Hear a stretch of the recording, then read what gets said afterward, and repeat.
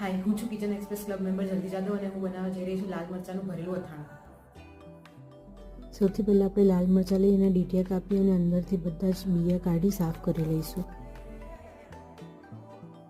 હવે એક પેનમાં આપણે ધાણા, વરિયાળી, રાઈ, જીરું, મેથી, કાળા મરી નાખી અને 5 મિનિટ શેકી લઈશું અને ઠંડા કરી લઈશું। બધું ઠંડુ થઈ જાય એટલે આપણે એને મિક્સરના જારમાં લઈ પીસી લઈશું। હવે એક બાઉલમાં આપણે પીસેલો મસાલો લઈ અંદર હળદર, મરચું, આમચૂર, સંચળ, મીઠું, કલોંજી, અજમો અને ગરમ મસાલાનું તેલ નાખી મિક્સ કરી લઈશું।